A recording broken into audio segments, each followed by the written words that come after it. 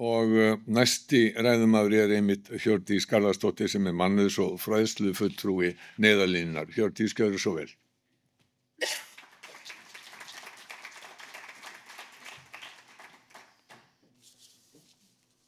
Mér finnst það mjög áhugavert því að ég byrja yfirleitt öll alltaf þegar ég spurð þá vil ég alltaf spyrja mig að tölfræði og ég vísa alltaf á Eygló.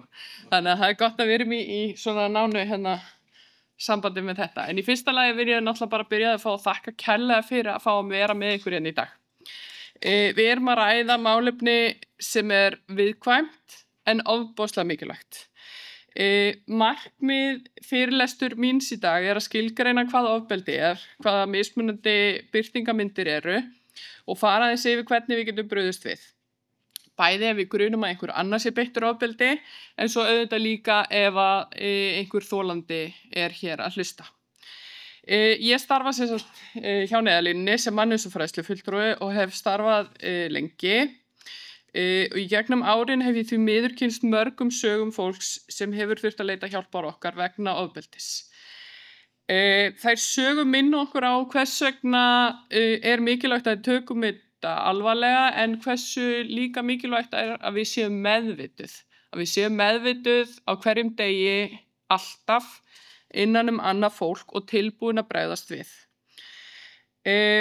Allur minn fyrirlestur í dag er byggður á hinni svokölluðu ofbeldisgátt og að því að Eygló var að segja frá þessu verkefni sem var farið af stað með í COVID og þá er niðurstaða ein af svona afurðum þessu verkefnis er ofbeldisgáttin. Þar höfum við sett inn gífurlegt magn upplýsinga þar sem við erum að skilgreina ofbeldi, við erum að fara yfir svona birtingamyndir en líka úrræði. Hvaða úrræði standa fólki til boða, hvaða upplýsingar getum við leitað og hvert getum við sjálf farið og hvert getum við vísað öðrum. Ég kom hérna í morgun svona korter yfir 9, var tímanlega og átti hér samtal við hellingafólki sem hér í salnum.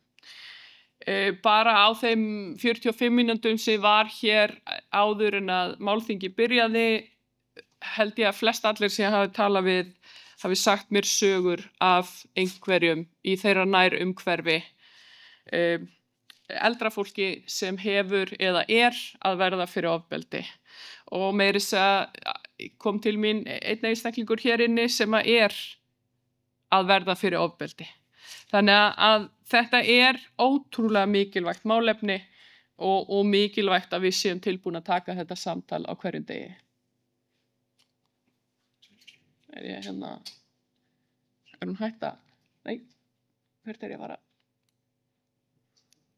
En hvað er ofbeldi? Ofbeldi er athöfn þar sem að einn einstaklingur beitir annan skaða, niðurlægingu eða stjórn, hvort heldur sem er viljandi eða vanrækslu. Það getur tekið á sig ótrúlega marga myndir eins og við ætlum að koma inn á hérna á eftir og er svo sem búið að koma inn á hér áður í dag. Þetta getur verið eitthvað sýnilegt eins og barsmíðanir eða hótanir en líka ósýnilegir hlutir eins og gagnrýni, stjórn eða niðurlæging. En í grunninn snýst ofbeldi alltaf vald. Það að einn einstaklingur taki sér vald yfir öðrum með að svipta hann sjálfræði, öryggi eða virðingu. Hér í morgun hefur oft verið rætt þessar mismunandi tegundir sem við erum að tala Ég er með 5 og Sigurður talaði 6 og í raun og veru erum við að tala miklu fleiri.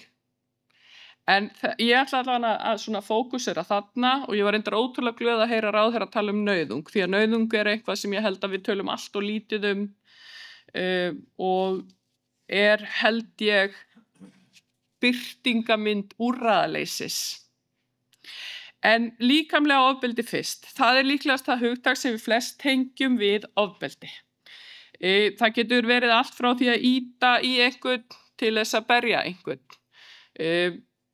Það er ótrúlega fjölbreytt þetta líkamlega ofbeldi og við samt sjáum oft fyrir okkur fólk sem er mikið slasað. En það er alls ekki þannig.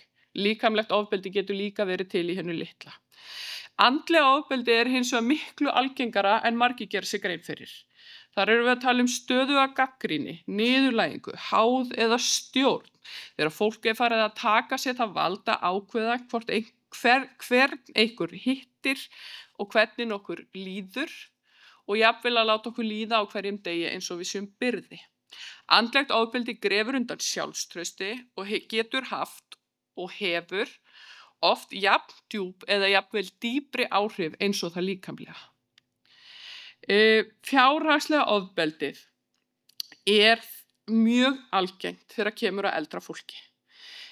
Það getur verið að einhver verður sér út umboð til aðgangs að bankareikningum til dæmis, þrýstir á einstaklinga að gefa pening, notar blekkingu til að fá það fjármuni. Síðast í gær sáum við frétt mann sem að þurfti að svipta fjárræði þar sem aðrir voru farin að notfæra sér veikindi viðkomandi. Þetta allt of algengt.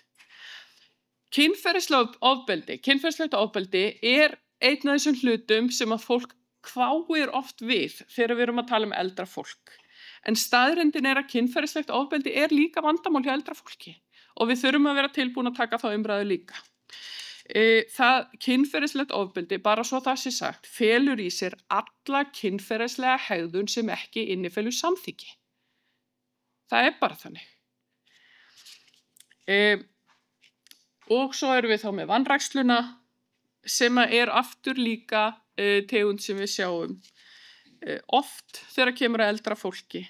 Það ekki verið að sinna hreinlæti þeirra, næringu, félagslegu þörfum eða heilsu. En svo erum við líka að sjá þessar nýju birtingamyndir. Það netið. Eldra fólk að fá símtöl, tölvupósta og skilaboð frá fólki sem þykist vera vinur þeirra, þykist vera ástfangin. Ástarsvikin, þar sem viðkomandi blekktur til að senda peninga eða persónulegar upplýsingar. Og ég veit að hún Brynja María frá Landsbankanum hérna að koma og tala á eftir.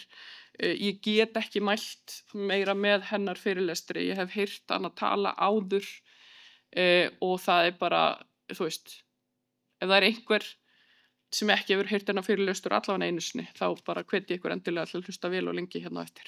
Þetta bara, þið fáið eiginlega ekki betri upplýsingar fjárhagslegt ofbeldi en það. En við erum ekki að tala bara fjárhagslegt, það að segja að þetta ekki bara fjársvikin. Þetta brot sem byggir á blekkingu, valdi og niðurlægingu. Og það sem svo sorglegt við eins og fjársvikin á netinu og reynda fjárhagslegt ofbeldi almennt. Við erum að tala hóp sem hefur ákveðna upphæð. Fólk komið á eftirlaun, það hætt að vinna. Það getur ekki bara rokið til og tekið 3 aukavaktir til að bæta sér upp tekjumissinn. Fólk jafnvel farið að missa heilsuna. Ef peningurinn farinn, þá peningurinn farinn. Það ekkert annað að gera. En eldra fólk í sérstakri stöðu þegar kemur á ofbeldi. Margir í þessum hóp eru háðir öðrum daglega aðstoð eða aðstoð í daglegu lífi, skulum við kalla þetta, eða stuðning á einhvern hátt. Og það gerir það ofboðslega erfitt þegar kemur að því að tjá sig það ofbeldi sem fólk verður fyrir. Það búið að koma hérna inn á það áður að fólk félagsleg einangrun, getur aukið áhættuna. Fólk hefur skerta getu til að verja sig að leita hjálpar. Ofbeldi getur komið frá fjölskyldumeðlimum, umönnunaraðilum eða jafnvel vinum. Eldra fólk upplifir skömm og það á svo sem við alla þolendur ofbeldis. En skömmin ótrúlega mikil og skömmin ótrúlega sterk í þögninni.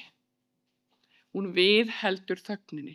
En hvað þá þegar við erum að tala að þetta einhver sem okkur þykir vænt Börnin okkar sem við elskum og ölum upp og allt í einu uppgötvum að það bara ekki rosalega gott fólk.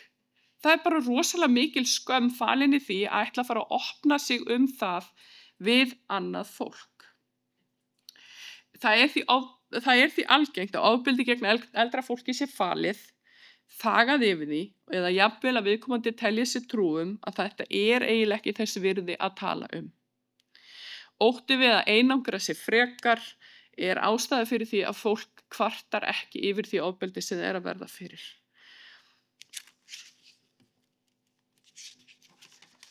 En við þurfum að vera vakandi fyrir þeim merkjum sem eru í kringum okkur.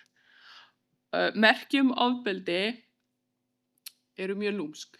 Sérstaklega þegar við erum að fara tala merkin sem ekki þessi líkamlegu sár og skurðir, marblettur og annað slíkt. Það sem við sem samfélag þurfum að horfa á þessi breyting á samskiptum við sérstaklega fjölskyldu og vini. Fólk farið að einangra sig? Fólk farið að sýna hræðslu eða kvíðaeinkenni sem ekki hafa verið til staðar fyrr? Við þurfum auðvitað líka að vera vakandi fyrir þessu líkamlegu óútskýrðu merkjum. Jú, eldra fólki alveg hætt við að fá marbletti, en spurjum út í þá. Ekki hunsa merkin. Viðkomandi allt í einu með reikninga í vanskilum, en á alveg að eiga fyrir sínum daglegu rekstri?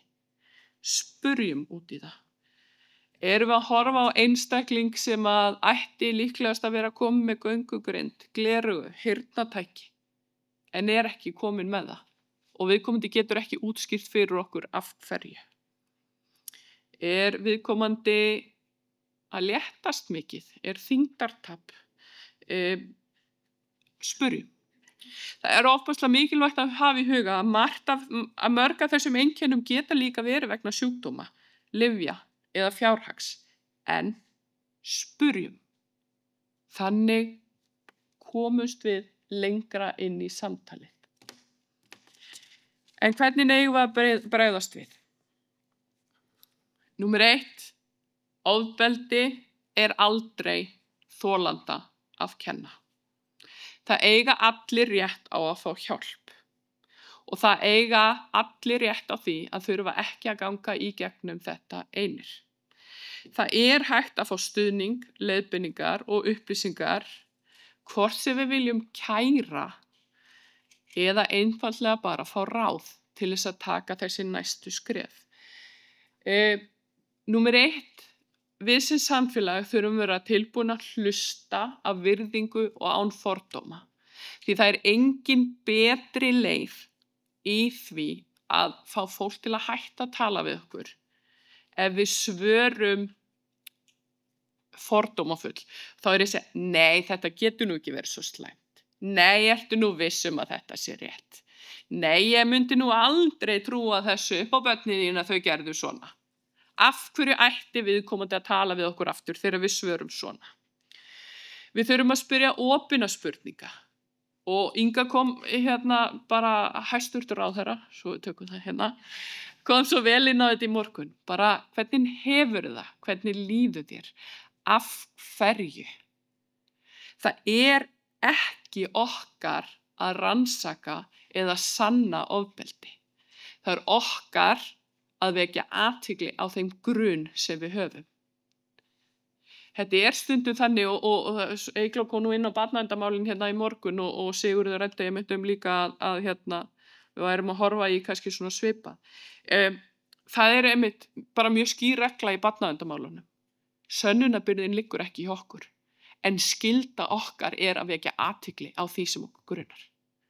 Og það þurfum við alltaf að hafa í huga með þessi málefni líka. Það alltaf hægt að leita til neyðarlínunnar, bara svo það sé sagt og við fögnum öllum símtölum Eygló og við höfum alveg vísvitandi tekið þann pól í hæðina varðandi neyðarlínuna á Íslandi að við viljum að fólk hringi frekar en að sleppa því. Ef við erum í vafa þá viljum við fá símtalið til okkar. En við vísum líka inn á heimasíðun okkar ofbeldisgáttina. Þar erum við búin að taka saman þau úrræði sem standa fólki til boða. Held ég hafa nú verið með þetta hérna á næsta stað líka. Sést nú ekki brjálæðislega vel. En það er hægt að svona sortera sig aðeins niður. Það eru filterar sem að er ég á höfuðborgarsvæðinu, er ég á landsbyggðinni, er þetta kynferðisofbeldi, er þetta svona. Þannig að það er hægt að flokka sig aðeins niður í það að finna rétta úrræði fyrir sig.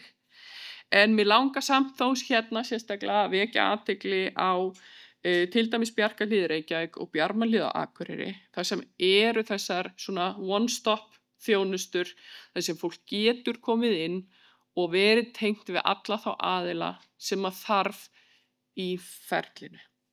En svo erum við líka bara með félagsþjónustur sveitarfélagana, við erum með heilsugæsluna, við erum með löggæsluna.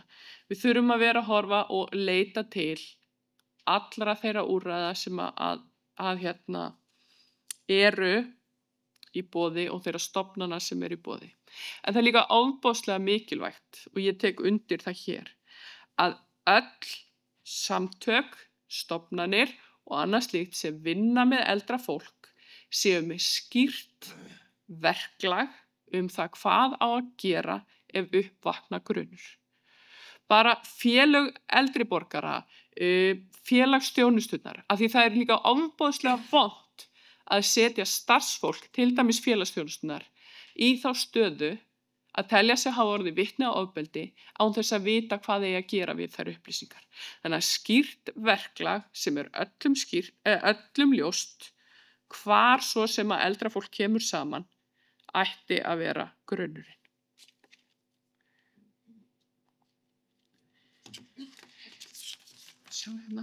Ég vil bara í fyrsta lagi fá þakka ykkur fyrir að koma hérna, en eins og ég segi, þetta er viðkvæmt mál, en við ætlum ekki að láta það stoppa okkur.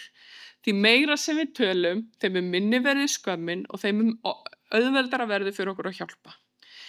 Ofbeldi snýst ekki einstaka atburði. Það snýst samband, vald og virðingu.